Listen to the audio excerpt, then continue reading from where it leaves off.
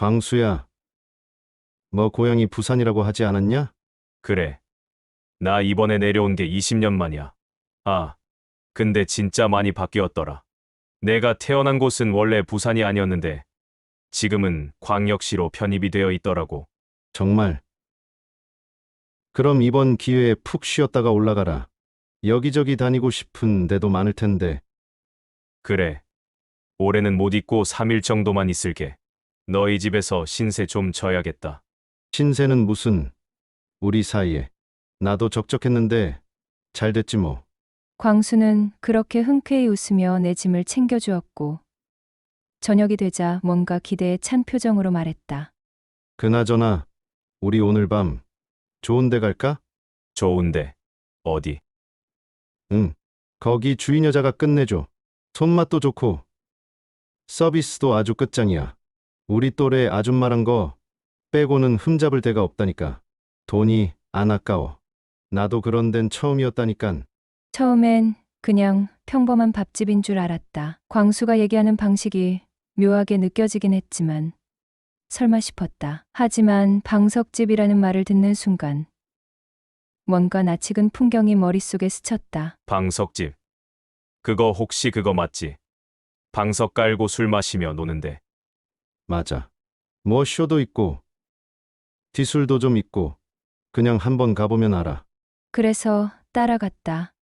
솔직히 궁금하기도 했고 한편으론 광수의 일상에 어떤 구석이 있는지 보고 싶기도 했다. 화려한 간판도 없이 골목 안쪽으로 숨듯이 들어가 있는 술집. 간판엔 고향집이라 쓰여 있었고 그 안은 조명이 은은하고 분위기는 은밀했다. 술자리가 차려지고 여자들이 각자 자리로 흘러들어왔다. 그녀가 내 옆에 앉았을 때 나는 순간 심장이 멎는 줄 알았다. 어디서 봤더라. 분명히 어디서. 그녀는 술을 천천히 따르며 말했다. 안녕하세요. 전 옥순이에요. 옥순 씨요? 이름은 전혀 낯설었다. 하지만 그 눈매, 입매, 웃을 때 살짝 올라가는 입꼬리 기억이 번쩍하고 떠올랐다. 영수의 아내. 중고등학교 시절 절친이었던 영수. 그의 아내와 정말 닮아 있었다. 고향이 어디세요? 나는 슬며시 물었다. 강원도요. 속초예요. 이름도 다르고 고향도 다르다. 닮은 사람인가 보다. 아쉽기도 했고 동시에 다행이라는 생각도 들었다. 그렇게 나는 마음을 놓았고 술잔은 비워지기 시작했다. 여자들은 각자 파트너에게 다가가 손을 어깨에 얹고 가볍게 농을 던지며 장단을 맞췄다. 광수는 이미 맞은편에서 익숙하게 여자의 허리를 감싸 안고 웃고 있었다. 완전히 단골의 풍모였다. 광수 씨는 이런데 처음이신가 봐요? 내 파트너인 옥순이가 나지막히 속삭이며 바짝 다가와 앉았다. 그녀의 무릎이 내 다리를 스쳤고 숨결이 귓가를 간지렸다. 네, 뭐 그런 셈이죠. 그럼 잘하셨어요. 이런데 와서는 뽕을 뽑고 가야 돈이 안 아깝죠. 그 말이 끝나기가 무섭게 내 옆에 앉은 옥순이 몸을 살짝 틀어 바짝 다가왔다. 그녀의 허벅지가 내 다리를 스쳤고 무릎 위에 손을 올리며 속삭였다. 제가 하는 대로 가만히 있어 보세요. 여긴 눈치 보는 데 아니에요. 숨결이 뜨거웠다. 나는 반사적으로 어깨를 움찔했지만 어느새 그녀의 손은 내 손 위를 감싸주고 있었다. 도망치지 않겠다는 듯한 묘한 따뜻함이 전해졌다. 이 손님 내 맘에 속 드는데. 언니 입에서 손님 마음에 든다는 소리가 한두 번이었어야지. 아냐, 이 손님은 왠지 정이 가. 남 같지도 않고 말야. 나 원래 스님 같은 남자 이상형이라고 했었잖아. 깔끔하고 조용하고 말 한마디에도 정 있는 그런 사람. 광수 씨 딱이야, 딱. 나는 민망해서 괜히 시선을 피해 웃었다. 그러자 그녀는 장난기가 가득한 눈빛으로 몸을 앞으로 쑥 내밀며 말했다. 광수 씨, 그럼 오늘부터 내 기둥서방 할래요? 나는 그 말에 술을 뿜을 뻔했다. 기둥 서방이요? 그래요. 내가 잘 모실게요. 방값 걱정 없지. 밥도 새끼 차려주지. 가끔 술도 따라주고 어깨도 주물러주고. 아무리 생각해도 나 같은 여자가 어딨냐고요. 호호호. 그녀는 그렇게 깨르르 웃으며 내 손등을 툭툭 치더니 장난기 가득한 눈빛으로 나를 바라보았다. 그 순간 나는 참 이상한 기분이 들었다. 분명 농담인데 어딘가 슬펐다. 분명 가벼운 말인데 왜 이렇게 가슴이 뭉클하지? 하하하. 내가 말없이 웃자 그녀는 눈을 찡긋했다. 그럼 오늘부터 내 전속 손님. 딴 데 가서 딴 여자 눈독 들이면 나 토라져요. 알았죠? 아, 네 그럼 뭐. 저도 잘 부탁드립니다. 어머, 대답해버렸네 호호호. 이제 말 바꾸기 없기에요. 그녀는 술기운에 얼굴이 발그레해져 있었지만 눈빛만큼은 놀랍도록 또렷했다. 그 속엔 장난, 유혹, 애틋함, 그리고 어쩌면 지독한 외로움이 섞여 있었다. 그리고 그날 밤 나는 처음으로 누군가의 기둥서방이 되었다. 술이 거의 바닥을 드러냈을 무렵 옥순이 내 잔을 다시 채워주더니 고개를 살짝 갸웃하며 물었다. 2차 하실래요? 그 말에 나는 말문이 막혔다. 분위기로 봐선 충분히 예상할 수 있었을 법한 질문이었지만 막상 내 귀에 들어온 순간엔 모든 소리가 뚝 끊긴 듯 머릿속이 하얘졌다. 2차라 그게 정말 그 2차인 건가? 나는 멍하니 그녀의 얼굴만 바라봤다. 그녀는 그런 내 반응이 재미있다는 듯 씩 웃더니 잔을 부딪히며 한마디를 툭 내뱉었다. 이렇게 만난 것도 인연인데 날 이렇게 뜨겁게 만들어 놓고 그냥 갈 거예요? 그 말투가 어찌나 능청스럽고 애교 섞인 투정 같던지 순간 목이 탁 막혔다. 그녀는 나의 말 없는 침묵이 곧 흔들림이라는 걸 간파한 듯 더 바짝 다가오며 내 무릎 위에 손을 툭 얹었다. 아까는 제가 하는 대로 가만히 있는다라고 하셨잖아요. 지금은 제가 원하는 대로 따라오는 차례예요. 그녀의 손끝이 슬그머니 내 손등을 타고 올라오다가 팔을 쓰다듬듯 부드럽게 훑고 지나갔다. 나는 속으로 중얼거렸다. 내가 뭘 어쨌다고 이렇게까지 지들끼리 난리부르스를 쳐놓고는. 애써 이성을 붙잡으려 했지만 그녀의 숨결은 가까웠고 눈빛은 더 깊어졌다. 그녀는 살짝 몸을 기대더니 내 귓가에 속삭였다. 사실 아까부터 계속 마음에 들었어요. 그래서 그냥은 못 보내요. 그 말이 끝나자마자 그녀는 장난기 어린 표정으로 나를 바라보며 슬며시 입술을 삐죽 내밀었다. 이럴 거면 아예 말도 걸지 말지. 괜히 나 설레게 만들고선. 나는 속으로 야 이건 아니지 하면서도 몸은 점점 풀려가고 있었다. 낯선 도시, 낯선 공간, 낯선 여자. 하지만 어쩐지 이 모든 게 낯설지 않게 느껴졌다. 그녀의 말투, 눈빛, 손길, 숨결 전부 내 어두운 무언가를 건드렸다. 결국 나는 조용히 고개를 끄덕였다. 말없이 아주 천천히. 그녀는 그걸 기다렸다는 듯 환하게 웃더니 손을 내밀었다. 그리고 문득 또다시 옥순과 눈이 마주쳤다. 이번엔 그녀도 나를 뚫어지게 바라보고 있었다. 마치 나를 알아보려는 듯한 시선으로. 혹시 전에 어디서 저 본 적 없어요? 내가 먼저 물었다. 옥순이는 미소 지으며 고개를 갸웃했다. 모르겠는데요. 제가 어디서 본 얼굴 같다는 얘긴 자주 듣긴 해요.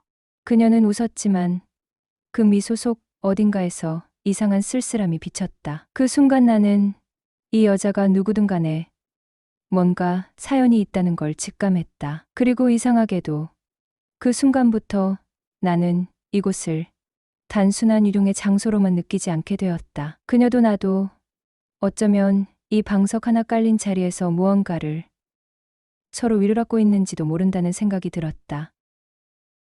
안녕하세요. 올해 55 배관자재 사업을 이끌어온 최광수라고 합니다. 이 거친 일판에 발을 들인 지 벌써 20년이 훌쩍 넘었어요. 하루해가 저물도록 쌓여가는 자재들, 그리고 다시 현장으로 실려나가는 자재들을 지켜보며 분주하게 살아왔습니다. 자재 창고의 물건만큼이나 제 시간도 빠르게 회전하며 흘러갔더군요. 문득 고개를 들어보니 세월은 어느새 제 곁을 훌쩍 지나가 있었습니다. 그리고 지금 저는 혼자입니다. 지난 20년 동안 이 사업은 제게 많은 것을 가져다 주었어요. 돈은 제법 벌었죠. 처음 작게 시작했던 가게는 규모가 커졌고요. 직원도 여럿 두었으며 자재를 쌓아두는 창고도 넓혔죠. 경기도 서부 지역의 크고 작은 중소형 건설, 현장에서 필요한 배관자재는 거의 제 손을 거쳐 공급될 정도였어요. 새벽부터 일어나 트럭 2대를 정신없이 굴리며 하루에 거래처를 5군데 이상 도는 것은 예사였죠. 그렇게 쌓아 올린 매출은 통장 잔고에 고스란히 숫자로 찍혔고 거래처에서 어음 대신 현금으로 대금을 지급받을 때면 이 정도면 됐다는 뿌듯함이 밀려왔어요. 경제적인 성공은 의심의 여지가 없었죠. 하지만 집으로 향하는 발걸음은 늘 무거웠어요. 퇴근 후 돌아간 40평짜리 아파트 안은 마치 거대한 동굴처럼 느껴졌죠. 현관문을 열고 들어서면 휑한 기운이 먼저 저를 맞았어요. 아내는 늘 불만스러운 표정으로 늦은 귀가에 대한 잔소리를 쏟아냈고 저는 하루의 피로를 핑계 삼아 서둘러 제 방으로 들어가 TV 리모컨을 잡았죠. 대화는 점점 줄어들었고 눈을 마주 보는 일조차 드물어졌죠. 어느 날부터는 같은 공간에 숨 쉬고 있음에도 서로의 안부를 묻는 일조차 멈춰버렸어요. 당신은 돈만 벌어다 주면 다라고 생각하는구나. 아내의 차가운 말에 저는 순간적으로 억울함이 치밀었죠. 다른 집보다 부족한 게 뭐가 있냐고 대받아쳤습니다. 생활비 넉넉히 챙겨주고 아이들 학원비 걱정 없이 대주고 명절이면 처가까지 살뜰히 챙겼으니 남편으로서 아빠로서 제 역할을 다 하고 있다고 생각했죠. 그 당시에 저는 진심으로 그렇게 믿었거든요. 하지만 지금 생각해보면 저는 돈을 버는 기계였을 뿐 정작 남편으로서 한 사람으로서 아내 곁에 온전히 있어준 적은 없었던 거죠. 서로의 마음을 나누고 힘든 하루를 위로하고 함께 웃고 울어주는 그런 시간을 저는 외면했던 겁니다. 결국 아내는 다른 사람에게서 위로와 안정을 찾았죠. 제가 자재창고에서 땀 흘리고 거래처 사람들과 씨름하며 하루를 보낼 때 아내는 누군가의 차를 타고 함께 밥을 먹고 따뜻한 손을 잡았더군요. 그 사실을 알게 되었을 때 처음에는 배신감과 분노가 쓰나미처럼 몰려왔지만 그 감정보다 더 크게 다가온 것은 항원할 수 없는 허무감이었어요. 이렇게 될 줄 알았다면 단 한 번이라도 더 따뜻한 말 한마디를 건넸더라면 눈을 마주 보며 서로의 하루를 물어봤더라면 하는 후회가 가슴을 짓눌렀죠. 이혼 절차는 의외로 조용하고 빠르게 진행됐어요. 서로 지칠 대로 지쳐 있었기에 더 이상 감정을 소모하고 싶지 않았죠. 재산은 법이 정한 대로 절반으로 나누었고 아들은 이미 대학을 졸업하고 독립하여 각자의 삶을 꾸리고 있었기에 아이 문제로 얽힐 일도 없었거든요. 미련 없이 서류에 도장을 찍고 그렇게 저는 혼자 남겨졌죠. 이혼 후 저는 사업 규모를 대폭 줄였어요. 함께 일하던 직원들도 하나둘 내보내고 자재창고는 최소한의 재고만을 유지하며 혼자 가게를 꾸려가는데 익숙해졌죠. 이제 더 이상 트럭 2대를 굴리며 정신없이 거래처를 돌 필요도 없었죠. 퇴근하여 불 꺼진 아파트 현관문을 열고 들어서면 넓은 거실에는 아무도 저를 기다리지 않았어요. 고요함만이 저를 반겼죠. 가끔은 너무 적막하여 거실 바닥에 주저앉아 차가운 맥주 한 캔을 따고 TV에 대고 혼잣말을 하게 될 때가 있었죠. 그럴 때면 이게 정말 사람이 살아가는 모습인가? 이대로 괜찮을까 하는 생각에 깊은 외로움이 밀려왔어요. 가끔, 정말 가끔 이혼한 아내의 SNS를 몰래 들여다봅니다. 모임 사진 속에서 환하게 웃고 있는 아내의 모습을 발견할 때면 그래도 잘 살아주는구나 싶어 안도감이 들면서도 동시에 아프게 다가오는 진실이 있었죠. 왜 저 웃음은 내 옆에 있을 때는 그토록 낯설게 느껴졌을까? 나는 왜 저 웃음을 지켜주지 못했을까? 오늘도 가게 마감을 준비하며 장부를 정리합니다.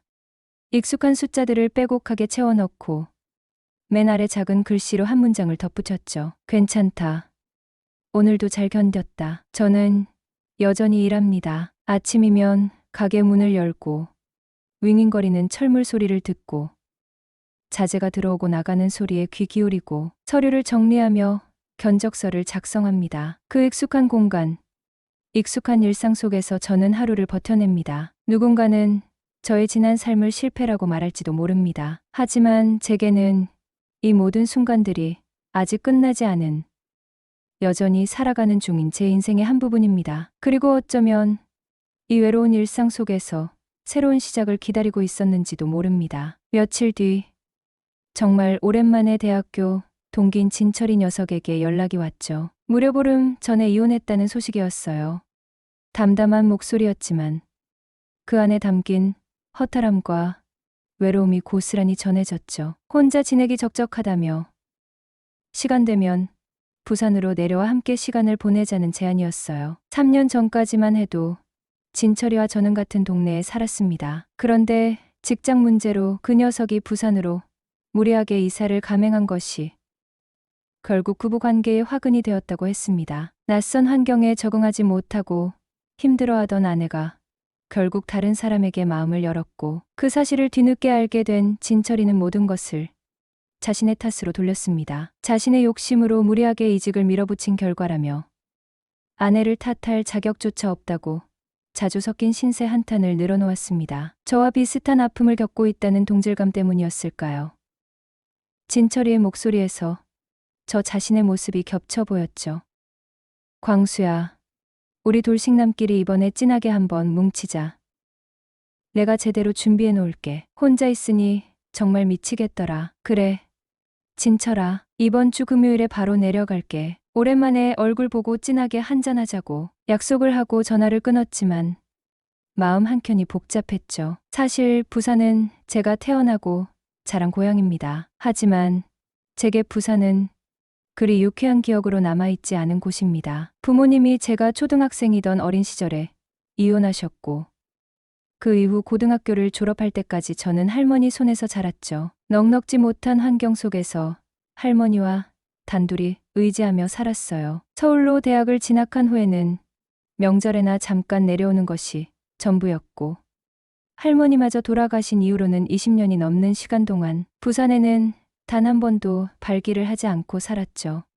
굳이 이유를 말하자면 제 유년 시절과 관련된 딱히 좋은 기억이 없었거든요. 왠지 모를 쓸쓸함과 아픔이 배어있는 도시였죠. 그랬던 제가 진철이의 연락을 받고 20년 만에 다시 찾은 부산은 정말 많이 변해 있었죠. 익숙한 듯 낯선 도심, 풍경, 국적이는 사람들의 모습 속에서 세월의 무상함을 절감했죠. 과거의 흔적을 찾으려 해도 쉽지 않았고 제가 기억하던 부산은 이제 흐릿한 잔상으로만 남아있는 듯했죠. 진철이와 만나 저녁은 간단하게 때우고 근처 조용한 카페에 자리를 잡았어요. 오랜만에 만난 동기와의 대화는 시간 가는 줄 몰랐죠. 서로의 지난날, 특히 각자 겪었던 이혼의 아픔과 현재의 외로운 상황에 대해 솔직하게 털어놓았어요. 서로 비슷한 처지라는 사실이 묘한 유대감을 형성해줬죠. 이런저런 이야기를 나누던 중 진철이가 슬쩍 눈을 빛내며 말을 꺼냈죠. 야, 간만에 부산까지 왔는데 회포 좀 제대로 풀자. 내가 아는 직장 후배한테 끝내주는 곳 소개받은 데가 있는데 거기 주인 여자가 장난 아니야. 뭐가 어쨌길래? 저는 영문을 모르겠다는 표정으로 물었죠. 진철이는 씩 웃으며 짓궂은 표정을 지었죠. 가보면 알아. 서비스가 끝내줘. 진짜 물건이라니까.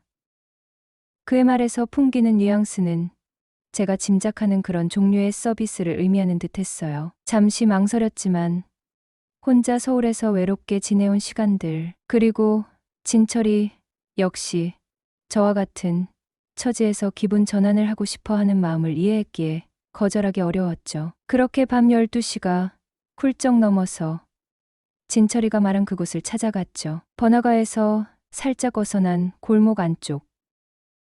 눈에 잘 띄지 않는 조용하고 작은 간판 없는 가게였어요. 은은하게 깔린 조명과 흘러나오는 잔잔한 음악은 이곳의 분위기가 범상치 않음을 예고하는 듯했죠. 하지만 가게 안으로 들어서서 그곳의 주인 여자를 본 순간 제 심장이 철렁 내려앉는 충격을 받았죠. 잊을 수 없는 얼굴이었어요. 아무리 봐도 고등학교 때까지 저의 절친이었던 영수의 아내 은옥이었죠. 영수와 은옥의 결혼식에도 참석했고 첫 아이 돌잔치에도 갔었기에 그 얼굴을 제가 모를 리가 없었죠. 세월의 흔적은 있었지만 분명 은옥이었어요. 저는 순간적으로 말문이 막혔죠. 이곳에서 이런 모습으로 은옥을 만나게 될 것이라고는 상상조차 하지 못했어요. 하지만 그녀는 아무렇지도 않은 듯 환한 미소를 지으며 저희를 맞았고 자신을 옥순이라고 소개했죠. 그리고 고향은 강원도라고 했죠. 제가 기억하던 은옥과는 이름도 고향도 전혀 달랐죠. 게다가 영수의 집안은 할아버지 때부터 부산에서 알아주는 땅 부자로 유명했죠. 그런 부유한 집안의 며느리였던 은옥이 어떻게 이런 곳에서 일하고 있을 수 있단 말인가? 도저히 믿기 힘든 현실 앞에 머릿속이 복잡해졌죠. 아니, 어쩌면 저는 그녀가 은옥이 아니라고 제가 잘못 본 것이라고 믿고 싶었던 걸지도 모릅니다. 왜냐하면 옥순이라는 이름으로 저에게 다가온 그녀가 너무나 마음에 들었거든요. 그녀의 미소, 다정함, 사람을 편안하게 해주는 분위기, 그리고 진철이가 말한 서비스.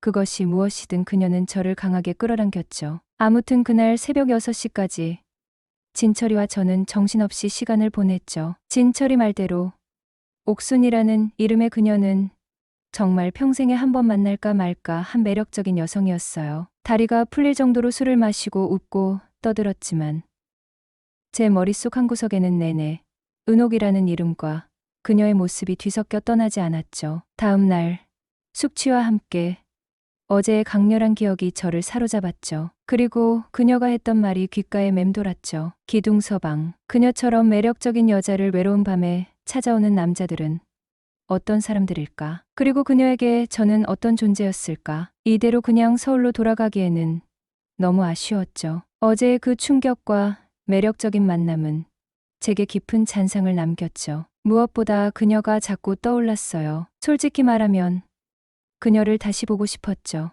영수의 아내인지 아닌지는 차치하고서라도 옥순이라는 이름에 그 여자에게 강하게 끌렸어요. 사실 어릴 때부터 저는 영수를 어느 정도 질투하고 있었죠. 할아버지 손에서 외롭게 자란 저와 달리 영수는 부잣집 손자로 태어나 항상 당당하고 여유로웠죠. 모든 것을 가진 듯 보이는 영수 앞에서 저는 왠지 모를 위축감을 느끼곤 했네요. 그래서 어른이 된 후에는 자연스레 영수와 연락이 뜸해졌고 의도적으로 연을 끊고 살았죠. 그런데 어제 만난 옥수는 아무리 생각해도 영수의 아내 은옥과 너무나 닮아 있었죠. 그 닮음이 저를 더더욱 그녀에게 끌리게 만들었던 건지도 모릅니다. 과거의 복잡한 감정들이 뒤섞여 그녀에 대한 강렬한 호기심과 이끌림으로 작용했죠. 그날 밤 진철이에게 말했어요. 진철아, 나 좀 나갔다 올게. 뭐야? 이 시간에 어딜 간다는 거야?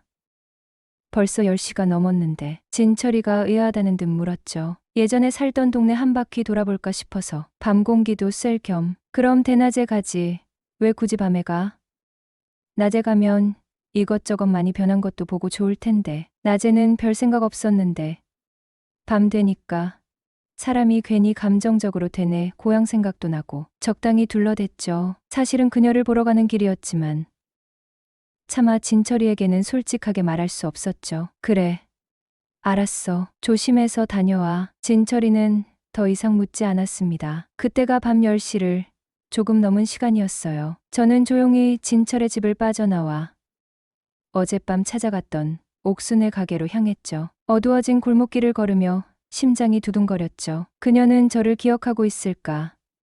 아니면 그저 수많은 손님 중 한 명으로 치부할까? 그녀가 정말 은옥이라면 저는 어떻게 해야 할까? 복잡한 생각들이 머릿속을 스쳐 지나갔죠. 가게 문을 열고 들어섰을 때 그녀는 혼자 있었어요. 저를 발견한 그녀는 눈이 커지며 놀란 표정을 지었지만 이내 환한 미소를 되찾았죠. 어머, 광수 씨. 어쩐 일이세요? 혹시 나보고 싶어서 오신 거예요? 그녀는 반가워하며 서슴없이 다가와 와락 안겼어요. 그녀의 품에서 은은한 향수 냄새가 났죠. 예상치 못한 그녀의 적극적인 반응에 저도 모르게 얼굴이 붉어졌죠. 그쵸, 내일이면 서울로 가야 해서요. 그냥 가기 아쉬워서 들렀어요. 어색하게 대답했죠. 그녀는 아쉬운 표정으로 말했죠. 그러게요. 이제야 마음에 드는 서방님을 만나나 했는데 이렇게 금방 가버리시다니 아쉽네요. 서방님이라는 단어에 묘한 기분이 들었죠. 자주 내려올게요. 옥순 씨도 서울 올라오실 일 있으면 꼭 연락하세요. 제가 제대로 대접해 드릴게요. 진심으로 그녀를 다시 만나고 싶다는 마음이었죠. 정말요? 나 쉬는 날 진짜로 광수 씨 보러 서울 가도 돼요? 그녀의 눈빛이 기대감으로 반짝였죠. 네. 언제든 오세요. 환영이죠. 미리 연락만 주세요. 우리는 가게 안 한 구석에 자리를 잡고 앉아 맥주를 나눠 마셨어요. 손님은 우리 둘뿐이었기에 조용히 둘만의 시간을 보낼 수 있었죠. 어젯밤 북적였던 분위기와는 사뭇 달랐죠. 그녀의 조용하고 진솔한 모습에 저는 더욱 깊이 끌렸습니다. 잠시 침묵이 흐른 뒤 저는 용기를 내어 조심스럽게 물었죠. 머릿속에서 내내 맴돌던 질문이었거든요. 근데 혹시 박영수라고 아세요? 그녀는 제 질문에 순간적으로 놀란 눈빛으로 저를 바라봤어요. 그 짧은 순간 그녀의 눈빛에 스치는 미묘한 감정 변화를 저는 놓치지 않았죠. 그리고는 한참 동안 말을 잇지 못했죠. 마치 과거의 기억 속으로 침잠하는 듯 보였죠. 광수 씨가 영수 씨를 어떻게 아세요? 마침내 그녀가 어렵게 입을 열었죠. 그녀의 목소리가 미세하게 떨렸어요. 저 영수랑 같은 동네 살았어요. 고등학교 때까지요. 저 광수라고 영수 소꿉친구였어요. 살이 좀 쪄서 몰라보셨나 봐요. 제 이름을 말하며 어색하게 웃었죠. 그녀가 기억하는 저는 아마도 어릴 적 모습 그대로일 테니 지금의 제 모습은 많이 달라 보였을 겁니다. 우리 둘 다 당황한 채 어색하고 무거운 침묵이 길게 이어졌죠. 과거와 현재가 뒤섞이는 듯한 묘한 긴장감이 공간을 감쌌죠. 마침내 그녀가 깊은 숨을 내쉬고 조용히 입을 열었죠. 체념과 슬픔이 뒤섞인 목소리였어요. 옥순 그건 가명이에요. 맞아요. 나 은옥이에요. 박영수 내 남편이었어요. 그녀의 입에서 직접 은옥이라는 이름이 나왔을 때, 제 예상과 확신이 사실로 확인되었을 때 충격과 함께 복잡한 감정이 밀려왔죠. 정말 은옥 씨였군요. 그녀의 눈에 어느새 눈물이 그렁그렁 맺혔죠. 과거의 아픔과 현재의 삶에 대한 슬픔이 뒤섞인 눈물이었어요. 영수 씨, 5년 전에 세상을 떠났어요. 그 말에 저는 또 한 번 큰 충격을 받았죠. 항상 자신만만하고 모든 것을 다 가진 듯 보였던 제 어린 시절의 질투 대상이었던 박영수가 죽었다니 도저히 믿기 힘들었어요. 사업이 갑자기 너무 안 좋아져서 스트레스 엄청 받다가 갑자기 뇌경색으로 쓰러졌어요. 병원에도 오래 있었는데 결국 일어나지 못했어요. 빚만 잔뜩 남기고 그렇게 갑자기 떠났어요.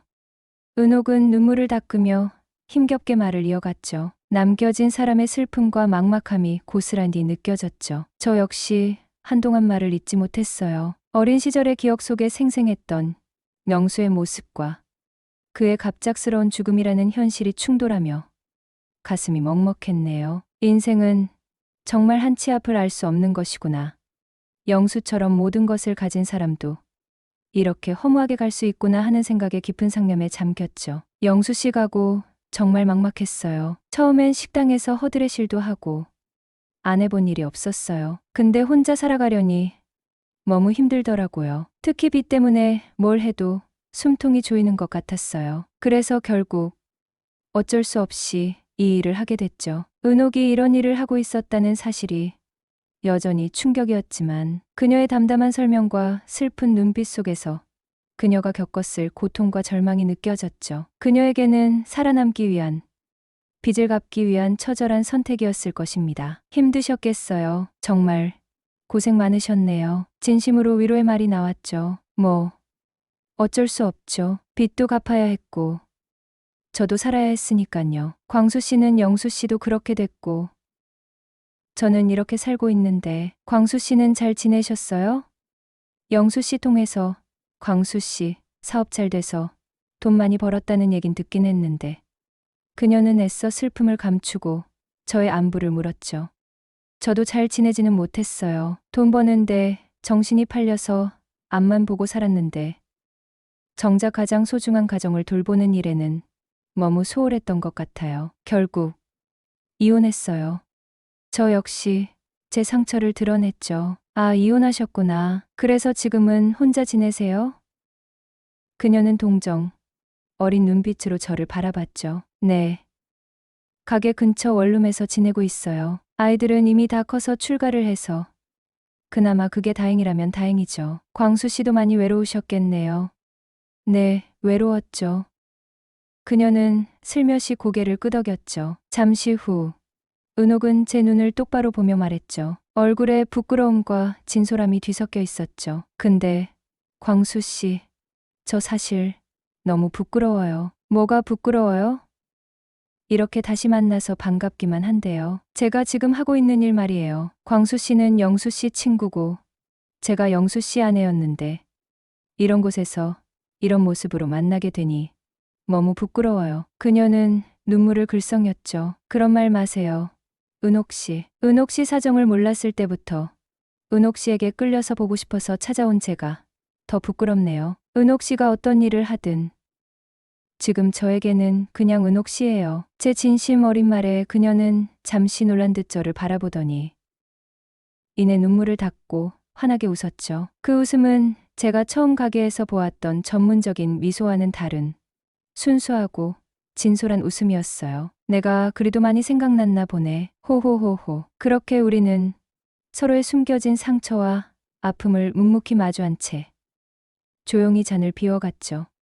과거의 인연, 현재의 고독, 그리고 예상치 못한 재회라는 복잡한 감정들이 뒤섞인 밤이었어요. 그날 밤, 은옥은 저에게 집에 가서 자고 가라고 절 붙잡았어요. 내일이면 서울로 가야 하는 저를 그냥 보내기 싫다면서 오랜만에 만난 인연을 좀 더 이어가고 싶다고 말했죠. 저 역시 그녀와 헤어지고 싶지 않았어요. 서로의 외로움을 채워줄 듯한 그 밤의 분위기 속에서 저는 그녀의 제안을 거절할 수 없었죠. 서울에 올라왔지만 제 마음과 머리는 여전히 부산, 그리고 은옥에게 머물러 있었죠. 밥을 먹을 때도, 잠을 잘 때도, 심지어 일에 집중하려 할 때도 문득문득 은옥의 얼굴이 떠올랐어요. 그녀와 헤어지던 그날 새벽, 가게 앞에서 마지막으로 저를 보며 울먹이던 그녀의 목소리가 귓가에 맴돌았죠.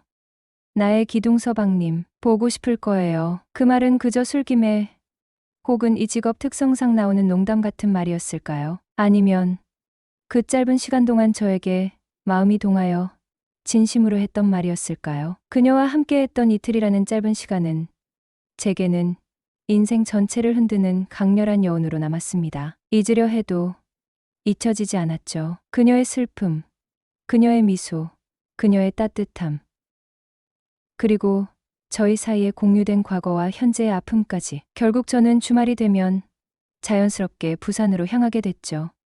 아니, 정확히 말하면 은옥이 있는 그곳을 찾아갔죠. 금요일 저녁 일을 마치자마자 차를 몰거나 KTX에 몸을 싣고 부산으로 내려갔습니다. 그녀는 늘 그 자리에 있었죠. 제가 가게 문을 열고 들어설 때면 그녀는 언제나 환한 미소로 저를 반겨줬죠. 마치 제가 오기를 기다리고 있었던 것처럼 말입니다. 가게 안에서 우리는 술잔을 나누고 지난날의 이야기를 하기도 하고 가벼운 농담을 던지며 웃기도 했어요. 그리고 시간이 늦어지면 자연스럽게 그녀의 작은 원룸으로 향했죠. 그곳에서 우리는 둘만의 시간을 보냈죠. 함께 야식을 먹고 맥주를 마시고 TV를 보며 소소한 이야기를 나눴어요. 그녀는 제게 자신의 힘겨웠던 시간들을 조금씩 더 이야기해 주었고 저 역시 서울에서의 외로운 일상과 사업 이야기를 들려줬죠. 서로의 상처를 보듬고 위로하며 그렇게 저희는 점점 더 깊은 관계로 발전해 나갔습니다. 매주 주말 우리는 그렇게 부산에서 단둘이 시간을 보냈죠. 저에게 부산은 더 이상 슬픔만 남은 고향이 아닌 은옥이 있는 설렘과 안정의 공간이 됐어요. 어느 날 밤 그녀의 원룸에서 함께 시간을 보내던 중 은옥이 조심스레 입을 열었죠. 나 딴 건 몰라도 이렇게 우리 집에 남자를 초대한 건 당신이 처음이에요. 그녀의 담담한 고백에 저는 순간적으로 복잡한 감정을 느꼈어요. 그녀의 직업 특성상 많은 남자를 만날 수밖에 없을 텐데 사적인 공간인 원룸에 초대하는 것은 다르다는 의미일 것입니다. 그 말을 들은 저는 더 이상 이 관계를 그저 외로움을 달래는 일시적인 만남이나 가벼운 욕망으로 치부할 수 없었죠. 이것은 단순한 호감이나 일시적인 외로움을 채우는 행위가 아니었어요. 그녀도 저도 서로에게 진심으로 기대고 싶었던 것입니다. 서로의 상처를 이해하고 위로하며 함께하는 시간 속에서 진정한 안정과 행복을 찾고 있었죠. 시간은 흘렀고 그렇게 저희는 매주 주말을 함께하며 석 달이라는 시간을 보냈죠. 봄비가 조용히 내리던 어느 날 저녁, 은옥의 작은 원룸에서 함께 라면을 끓여 먹고 있었습니다. 후루룩 소리를 내며 라면을 먹던 은옥이 갑자기 저를 물끄러미 바라보더니 조심스럽게 입을 열었죠. 저 광수 씨, 따라가면 안 될까요? 그녀의 갑작스러운 말에 저는 순간 할 말을 잃었어요. 제 귀를 의심했거든요. 따라온다고? 정말? 예상치 못한 그녀의 제안에 제 가슴이 미친 듯이 뛰기 시작했죠. 기쁨, 놀라움, 그리고 동시에 머릿속에는 수많은 현실적인 문제들이 떠올랐어요. 그녀를 서울로 데려온다는 것, 그녀의 현재, 이 생활을 끝내야 한다는 것, 그리고 우리가 정말 함께 잘 살 수 있을까에 대한 불안감까지. 하지만 그 모든 생각들 위로 그녀를 놓치고 싶지 않다는 강렬한 마음이 더 크게 다가왔죠. 이 여자를 내 곁에 두고 싶다. 이 외로운 밤을 함께 보내고 싶다. 따라온다는 게 서울로 저에게 온다는 말이에요? 조심스럽게 되물었습니다. 은옥은 제 눈을 피하지 않고 저를 보며 씩 웃었죠. 그 미소에는 결심과 함께 저에 대한 믿음이 담겨 있는 듯했죠. 그럼 이 일은 그만둬야 하는데 괜찮겠어요?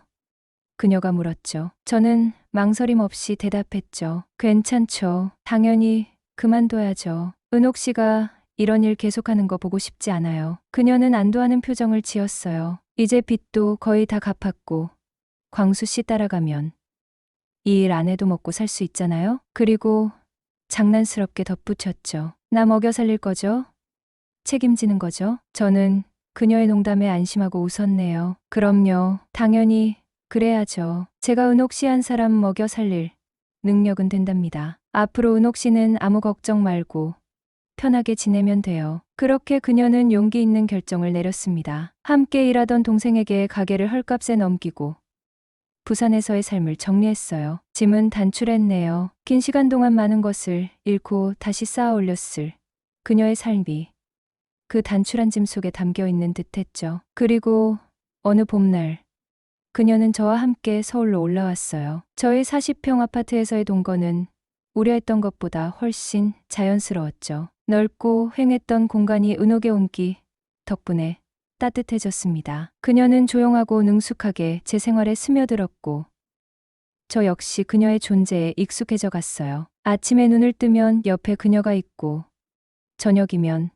따뜻한 식사를 함께하고 밤에는 서로의 체온을 느끼며 잠이 들었어요. 서로의 생활 습관을 맞춰가고 서로를 점점 더 깊이 이해하게 되면서 저희의 관계는 더욱 단단해졌죠. 혼자 지내던 시간 동안 잊고 있었던 삶의 활력과 따뜻함이 제 안에 다시 차오르는 것을 느꼈죠. 그렇게 함께 산지 한 달이 지났어요. 서로에게 완전히 익숙해지고 편안함을 느끼기 시작했을 무렵이었죠. 어느 토요일 저녁이었어요. 은옥은 앞치마를 두르고 분주하게 부엌을 오가며 정성스럽게 저녁상을 차려주었고 나는 그녀의 맞은편에 앉아 조심스럽게 물었죠. 혼자서는 늘 배달음식이나 대충 인스턴트로 때웠던 저녁 식탁에 따뜻한 집밥이 올라왔죠. 김이 모락모락 나는 국, 정갈한 반찬들, 그리고 갓 지은 밥 냄새가 온 집안에 퍼졌죠. 이 모든 것이 현실이라는 사실이 믿기지 않았네요. 숟가락을 들려던 찰나 저는 문득 이런 행복이 제게 찾아왔다는 사실에 감사하며 조심스럽게 물었습니다. 은옥 씨, 행복해요? 그녀는 젓가락을 내려놓고 나를 보며 환하게 웃었어요. 그 미소는 과거의 슬픔이나 부끄러움의 흔적 없이 온전히 현재의 만족과 행복으로 가득 찬 미소였죠. 그럼요, 광수 씨, 저는 정말 꿈만 같아요. 광수 씨처럼 훌륭한 남자를 만나서 이 나이에 이렇게 편안하게 호강하며 살 수 있다니 더 이상 바라는 게 없는 거려. 매일 맛있는 밥 해 먹고 따뜻한 집에서 함께 지낼 수 있다는 게 얼마나 큰 행복인지 몰라요. 그녀의 진심 어린 말에 제 가슴이 뭉클해졌습니다. 그 순간 과거의 기억이 마치 파노라마처럼 제 머릿속을 스쳐 지나갔죠. 맞아, 사실 은옥은 저에게 옛날로 치면 감히 올려다볼 수도 없는 마님, 같은 존재였어요. 영수는 부산에서 몇 대째 내려오는 알아주는 땅부잣집의 손자였죠. 어린 시절 저는 그 집안의 일을 돕던 머슴의 손자였어요. 같은 동네에 살며 영수와 함께 뛰놀았지만 어린 마음에도 저희 사이에는 늘 넘을 수 없는 벽이 존재한다는 것을 느꼈거든요. 부잣집 도련님과 머슴의 손자, 저는 영수의 집에 놀러 갈 때마다 주눅이 들곤 했고 영수의 부모님이나 조부모님 앞에서는 고개를 제대로 들지도 못했죠. 은옥은 그런 영수의 아내였어요. 저에게는 감히 말을 걸기도 어려운 낯이 그림처럼 아름답고 고귀한 존재였죠. 그녀는 도련님의 아내였고 저는 그 도련님의 친구였지만 동시에 어린 시절부터 그 집안의 하인처럼 느껴졌던 사람에 불과했어요. 그런데 지금 은옥은 제 옆에 앉아 있습니다. 제 아파트에서 제가 벌어온 돈으로 차려준 밥상 앞에서 저를 향해 환하게 웃고 있습니다. 저를 광수 씨라고 부르고 때로는 애교 섞인 목소리로 서방님이라 부르며 제 앞에서 행복해하고 있습니다. 그녀가 저를 위해 음식을 준비하고 집안을 돌보고 제 앞에서 가장 예쁜 모습만을 보여주려고 애쓰는 모습을 볼 때면 저는 정말 세상을 다 가진 것 같은 만족감과 행복감이 밀려들었죠. 단순히 그녀를 사랑해서 행복한 것을 넘어 어린 시절부터 느껴왔던 신분의 격차와 박탈감을 극복하고 감히 넘볼 수 없었던 마님과 같은 존재를 제가 지켜주고 보듬어 안았다는 묘한 성취감과 뿌듯함까지 뒤섞여 있었죠. 그렇게 저는 하루하루를 말 그대로 충족감과 사랑 속에서 살았어요. 더 이상 외롭지 않았고 더 이상 삶이 휑하게 느껴지지도 않았죠. 은옥의 존재 자체가 제 삶의 온전한 기둥이 되어줬어요. 그리고 다짐했죠. 이 여자를, 은옥을 내 남은 인생 전부를 걸고 끝까지 지켜주리라고. 그녀가 겪었던 과거의 고통스러운 시간들, 부끄러워했던 직업, 영수의 아내로서의 역할, 그 모든 과거의 신분과 역할, 상처를 모두 잊고 앞으로는 우리가 함께 만들어갈 행복만을 보자고. 그녀에게 안정과 사랑을 주고 그녀의 삶을 다시 일으켜 세우는 것. 그것이 지금 저에게 주어진 가장 중요하고 소중한 사명이었죠. 이제 제 인생의 마님은 더 이상 어린 시절 감히 올려다보지 못했던 도련님의 아내가 아닌 제 옆에서 저를 향해 웃어주는 제 사랑이자 제 유일한 동반자인 은옥이었죠. 그녀와 함께 저는 비로소 진짜 삶을 시작하고 있었습니다.